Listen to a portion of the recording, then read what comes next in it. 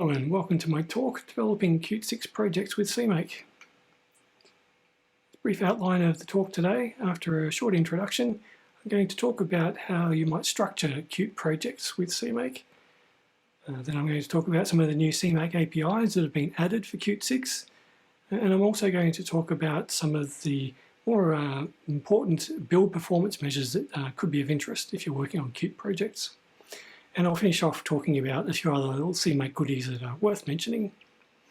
I should also add that you're free to ask questions in the chat during the talk, and I'll also be available in the speakers lounge afterwards. So briefly, just about me, I've been one of the CMake co-maintainers since about 2017. I'm also the author of the book Professional CMake, A Practical Guide. I've been a C++ developer since about 2001, and a lot of that time has been spent working on Qt projects. I am a full-time consultant. I've been working with the Qt company for about the past year.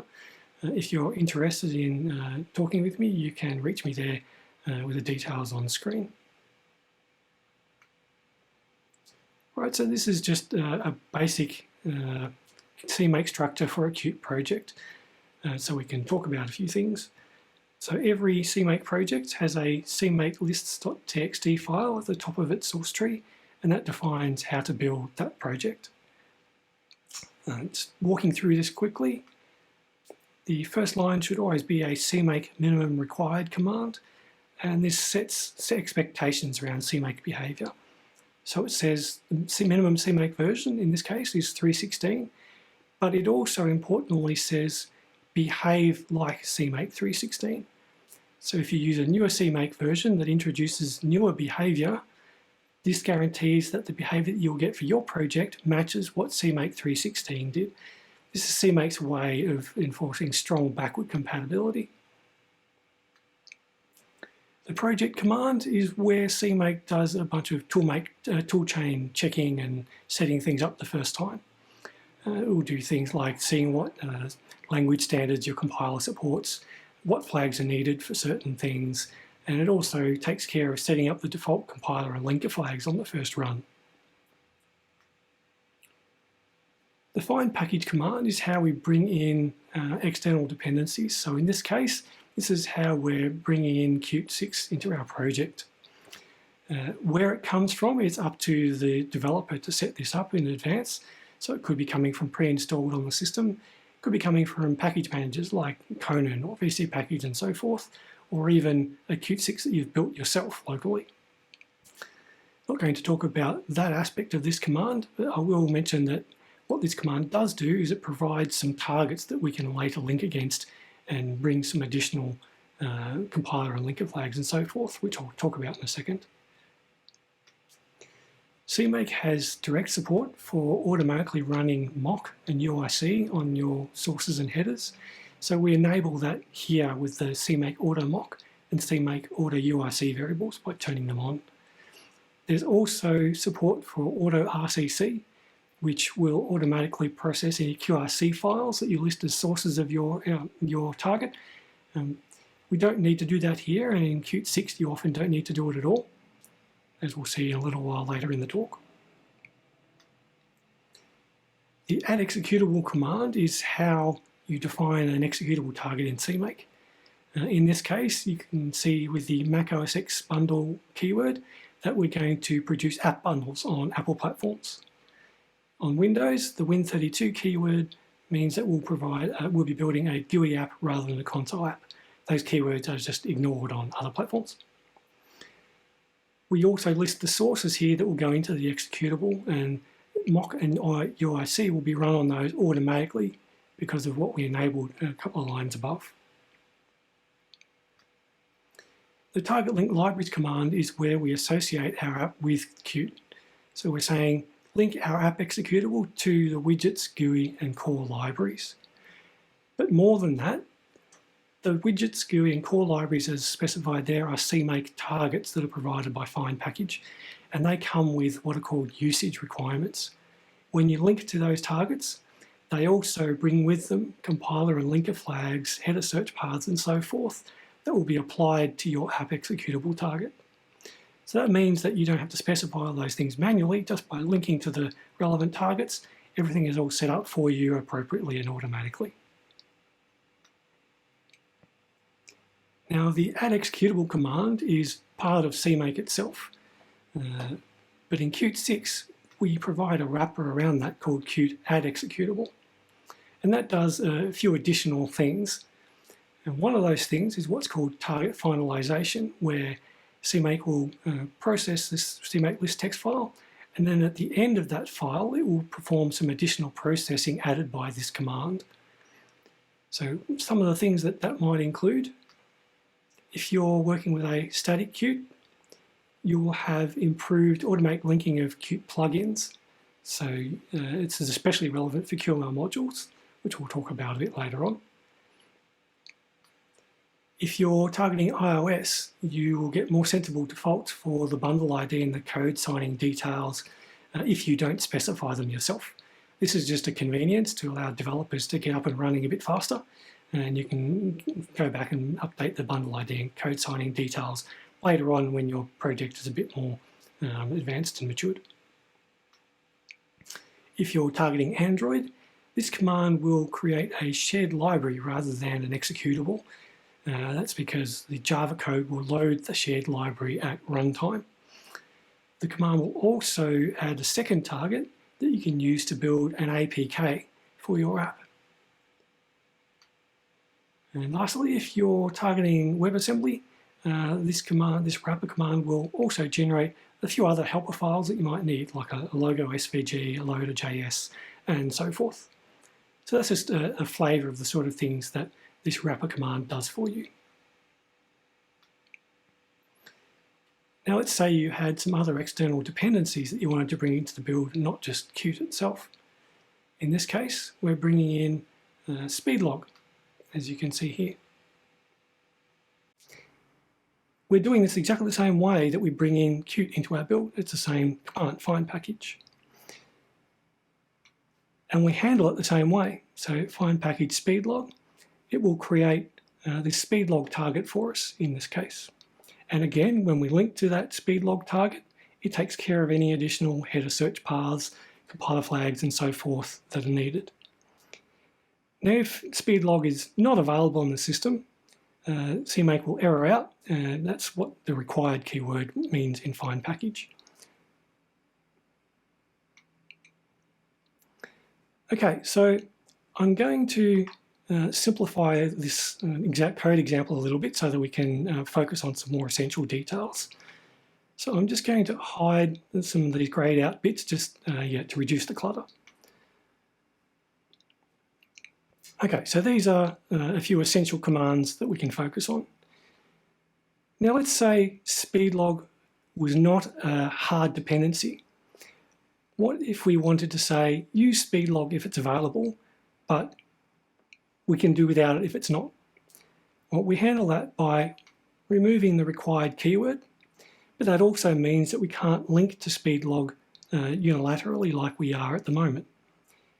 Instead, we only link to it if the target is going to be available to us. So the speedlog _found variable in that if condition, that's defined for us by the find package command. So the way this works is, remember we said the target will provide additional compiler flags and so forth. One of the things it will define is speedlog compiled lib. So if you link against this target, that symbol will be defined, which means in your sources, you can use something like ifdef to conditionally include code that uses speedlog or other code if it's not available. Now that's a bit messy. It's not the best way to handle conditional logic in the source code. Instead, what we can do is we can conditionally include entire subdirectories. This is just one example of the different ways you can do this, but this is a particularly clean and precise way to do it. So if we find speedlog, we're going to pull in the log speedlog directory. And in that directory, we have another CMake list.txt file. And what we're going to do in that subdirectory is we're going to add additional sources to our existing app target. The target sources command, as you can see there, That's adding that extra source file to our existing target. And then we also call target link libraries to link in the speedlog library as well. Now, as you can see, we're doing this across different directories. If we don't have speedlog available, well, we pull in a different directory which has a different CMake list txt file. And in that file, we add a different source to our app target. We could instead have chosen to add a new library in that fallback subdirectory and link to that if we wanted to. We have a lot of flexibility with CMake. We don't need to do everything in the one directory. As you can see from these examples, we can define a target spread across different directories. We can add additional targets in other directories, and we can link them and mix them as we need to. This is a very flexible and powerful way of structuring your project. So those are just a few structural things to help you on your way and to show you the sort of things that you can do with CMake in Qt projects. I'm going to talk a little bit now about some of the new things that are coming in Qt6 with the CMake APIs. And what I'm talking about today are all available with Qt6.2 unless otherwise stated. So one of the areas that's seen some definite improvement is around resource handling. So in Qt5, you would have to bring in your resources in one of two ways. You can either use the auto RCC feature, which is a pretty automatic way of doing things. So we turn on the auto RCC and then we add the QRC file to our target. Or we can do it in a more manual way where we manually set up with the Qt5 add resources command.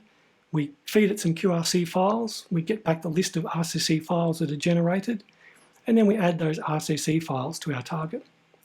The end result is more or less equivalent, but you've got those two choices. Sometimes the manual way is needed in certain scenarios. Both of these approaches require QRC files, and that leads to some difficulties with certain scenarios. So if you're, for example, generating your resources at build time, or perhaps if you only want to conditionally add resources for certain platforms or certain compilers, or if certain external dependencies are available, or perhaps you have resources that are going to be spread throughout your source tree and you want to reuse them in different directories for different targets. All of those things can be a little bit awkward to deal with QRC files, and they can be rather inconvenient. With Qt6, we no longer require a QRC file. Instead, we have a new function called Qt add resources. And this command here will take care of automatically adding those resources directly to a target. As you can see, we specify the prefix, in this case example.com, just like you would in a QRC file. And then we add a couple of files here, the app icon PNG and the version txt. Now, as you can see, we can add files from any location we like. And in this case, we're adding a file from the source directory and also a file from the build directory. That version.txt file might even be generated at build time. It might not even exist yet. That's not a problem. Qt add resources handles all that transparently for you. Now, if you're used to using QRC files, you'll know that you can also specify an alias for individual targets. So, for example, you want to discard the whole path part and just use the file name part, or you want to give it a different file name in the resource system. And we can do that here as well. The set source files properties command, that's a standard part of CMake. And you can use that to attach properties to a source file.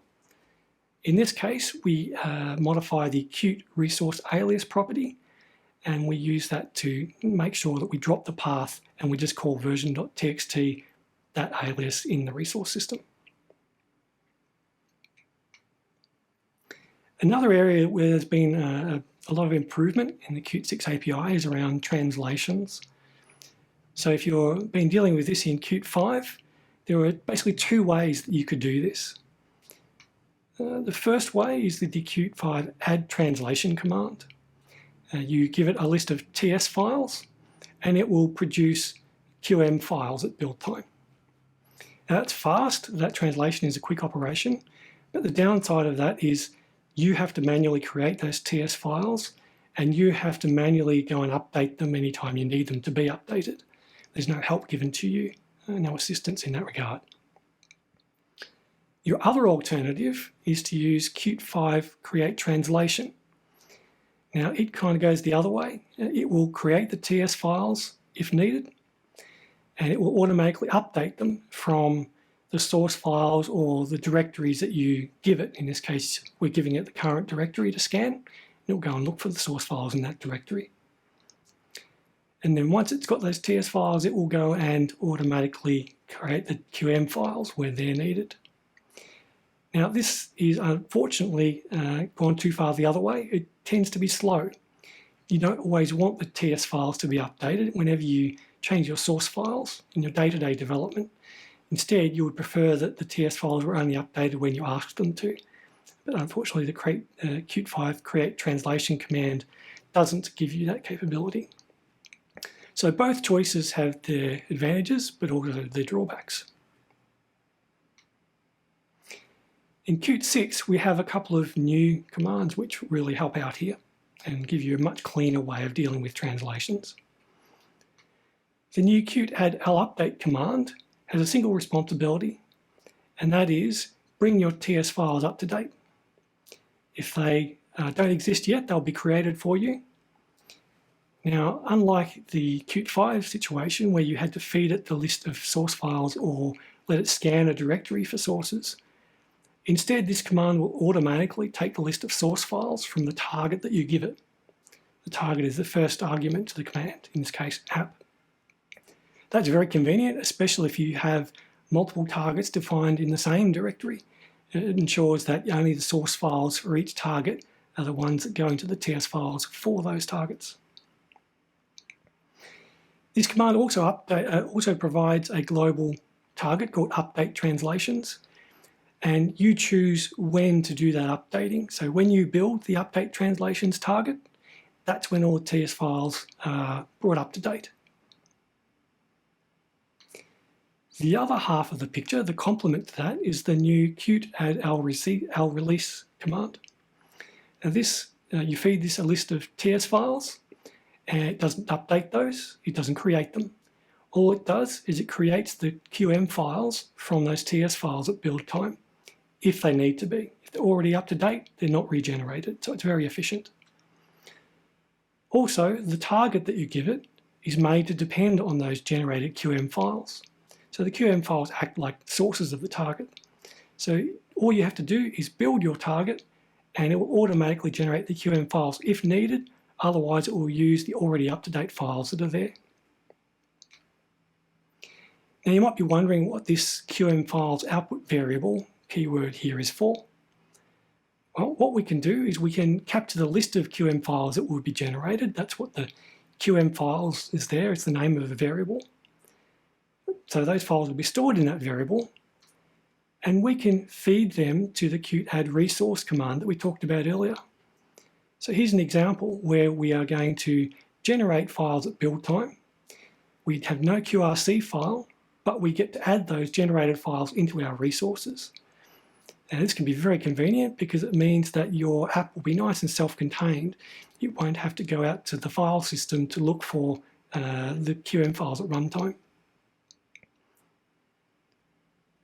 And you might look at that and say, that's a fair bit of boilerplate for what's probably going to be repeated almost verbatim for every target. The only thing that it's going to change is the target name and the list of TS files. So we can do better than that. In Qt 6.2, there's a command, Qt add translations. It's currently in tech preview, but you can try it out now. And it basically encapsulates those three commands. So with a very simple command, Qt add translations, you give it the target name and your list of TS files, and it takes care of everything else for you. And it's very concise, very simple, and very easy to use. The last major area I want to talk about in terms of new CMake features in Qt6 is the QML CMake API. This is where I've been spending a lot of my time this year working in this area. There's been significant streamlining of the way you define and use QML modules. In particular, a lot of things are now automated for you. You don't have to go and do a lot of manually creating and updating and keeping things in sync like you've had to in the past. In particular, your QML dir files are now auto-generated for you. Similarly, the QML types files that keep track of the type information coming from your sources. The C++ plugin class can also be generated for you automatically in a lot of cases. There's automatic integration with tooling, so we automatically create linting targets so you can check your QML sources with those. We automatically compile the QML files into bytecode and add those into the resources as well. Now, this all happens for you transparently, and I'll show you how shortly. And one other thing that we also do is for static Qt builds, we automatically scan the QML file, look for the QML imports, and then we add the necessary libraries to make sure that that all resolves at leak time. So just to show you what this looks like, the Qt add QML module, that's a new command in Qt 6.2, and it basically is the go-to command for doing most things about defining a QML module. There are a few other commands that might be relevant, but this is the main one that I'm going to talk about today. So basically the URI and the version arguments, they're the only two compulsory ones. Every QML module needs a URI and a version. And the rest of them are basically optional arguments. And I'm only showing some of the many options that are available. With this command, you can add in C++ sources, you can add in QML sources, you can add in both. You can add in additional resources. So for example, if your C++ or QML code loads an image from the resources, then you can add the resources here. It's logically part of the QML module, so it makes sense to add them here. And we specify the prefix under which those resources and the bytecode compiled QML files and the raw QML files get stored in your module target. Now this command also supports a variety of different structures. You can have everything in a single plugin library. You can have a separate backing target with a plugin library, or you can have a QML module that is embedded in an executable directly. So we see the API documentation that talks about how to construct each of those different cases. It just adds some additional references for you. So the top link there is for the command I just showed you previously. That's its API reference. By the time you watch this talk, another one should have just finished on QML. So I encourage you to go and check out the recording of the one listed there. And also 2 blog articles listed at the bottom there. I highly recommend you check those out. They do a great job of walking through all the new stuff that's in this CMake API, how to use it, how to set up different types of project structures and so forth. I really recommend you check them out. All right, I'm going to talk a little bit about some build performance issues now. We all like to make our builds go faster, so it's good to know what's available to you in that regard. The first thing I will talk about is just briefly the precompiled headers feature that's been added to CMake in the last few releases. It requires no changes to your source file, so you don't have to go and add an explicit include of some header that defines all your other headers that you want to include in your precompiled header. Instead, there's a new command called target precompile headers, and you list the headers that you want to add to your target as precompiled. I encourage you to look at the API documentation for target precompiled headers. It's part of standard CMake. I won't talk about the way those headers are described there. You can check that out for yourself. But in essence, what's going to happen under the covers is it will create some files off to the side, and it will add those as precompiled headers and inject that on the command line rather than having to modify the sources. And it will do this in a way which is neutral to all the different compilers. It will support the different compilers. So whether you're using Visual Studio, GCC or Clang, this same method is suitable for all of those, and CMake will handle the different ways that they need to be specified on the command line. Another important thing you can do for build performance is enabling Unity builds. So if your project has a lot of small files, Unity builds can be very effective.